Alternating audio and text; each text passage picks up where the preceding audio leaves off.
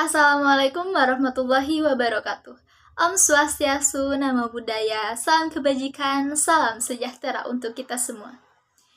Izin memperkenalkan diri, nama saya Ayudah Pratiwi Herunisa, mahasiswa Prodi Pendidikan Guru Sekolah Dasar dari kelas 1C. Dengan dosen pengampu Profesor Haji Sofyan Iskandar, MPD, dan Ibu Primanita Solihah Rosmana, MPD. Kali ini saya akan menjelaskan tentang landasan psikologis. Mari simak penjelasan berikut. Nah, jadi sebelum kita membahas landasan psikologi, sebelumnya kita terlebih dahulu untuk mengetahui apa itu psikologi. Menurut asal mulanya, psikologi berasal dari Yunani, yaitu psike yang berarti jiwa dan logos yang berarti ilmu. Dengan demikian, secara harfiah, psikologi sering memberi kesan sebagai ilmu yang mempelajari jiwa. Istilah psikologi dan jiwa memang semula digunakan silih berganti dengan sebagai pengertian yang sama. Setelah psikologi berkembang luas dan berdiri sendiri sebagai suatu disiplin ilmu, maka istilah psikologi sengaja dibedakan dengan istilah ilmu jiwa. Dengan istilah psikologi, kita membatasi diri hanya pada segi-segi ilmiah saja, dengan objek yang dapat diamati, dicatat, dan diukur. Psikologi tidak mempelajari jiwa, melainkan gejala-gejala kejiwaan yang secara umum sering disebut dengan tingkah laku. Sebenarnya apa sih peranan landasan psikologi pendidikan dalam proses belajar mengajar? Untuk itu mari kita simak penjelasan berikut.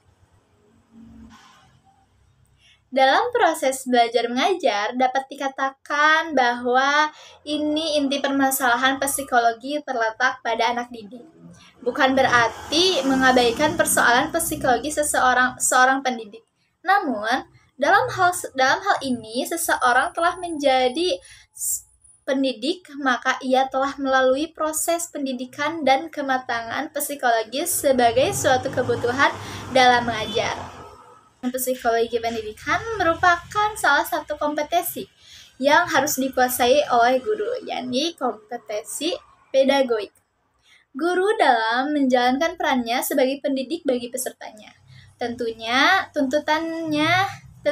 dituntut untuk memahami tentang berbagai aspek perilaku dirinya maupun perilaku orang-orang yang terkait dengan tugasnya. Tugas dan perannya secara efektif yang pada gilirannya dapat memberikan kontribusi nyata bagi pencapaian tujuan pendidikan di sekolah. Ada beberapa faktor yang mempengaruhi proses dari hasil belajar. Faktor apakah tersebut? Mari kita simak penjelasan berikut.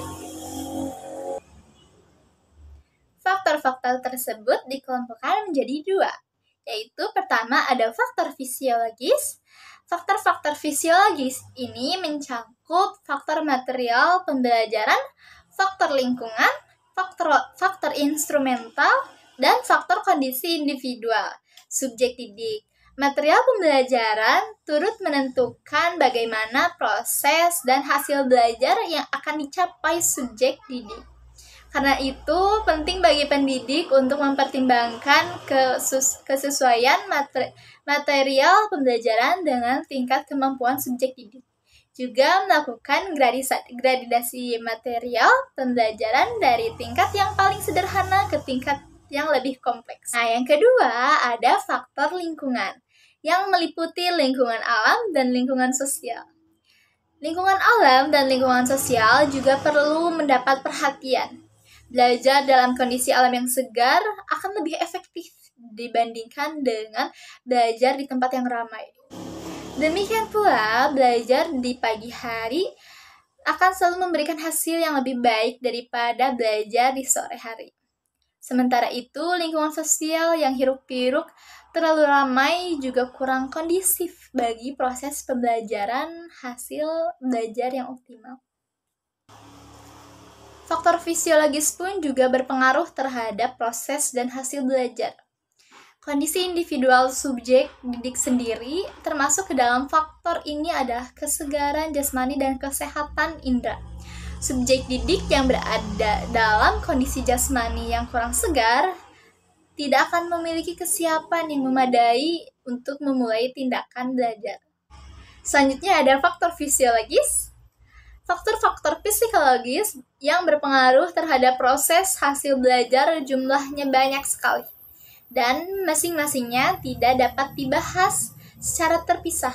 Perilaku individu termasuk perilaku belajar merupakan totalitas penghayatan dan aktivitas yang lahir sebagai hasil akhir saling berpengaruh antara berbagai gejala seperti perhatian, pengamatan, ingatan, pikiran, dan motif.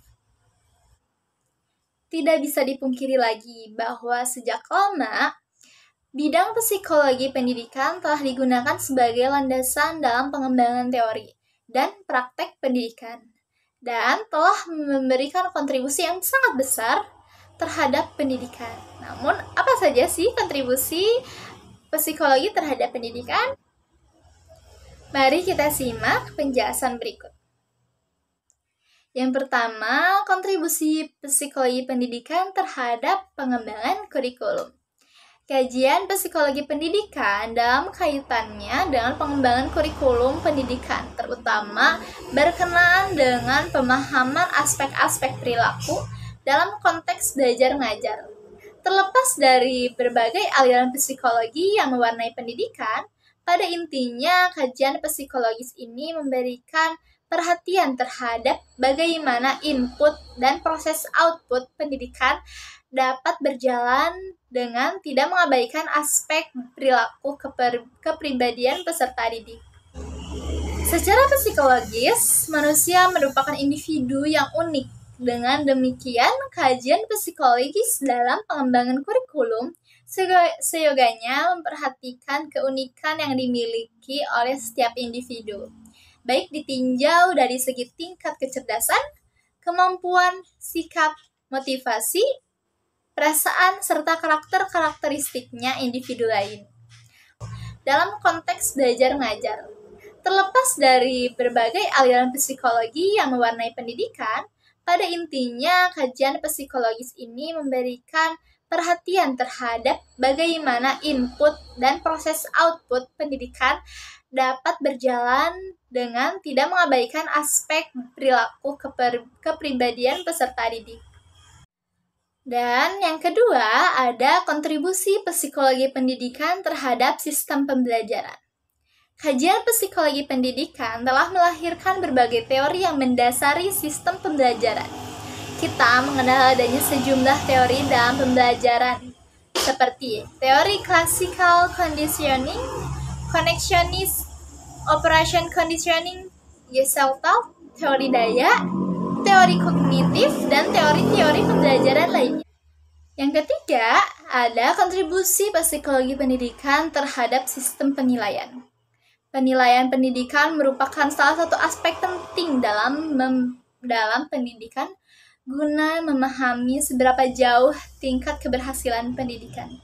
Melalui kajian psikologis, kita dapat memahami perkembangan perilaku apa saja yang diperoleh peserta didik setelah mengikuti kegiatan pendidikan atau pembelajaran tertentu.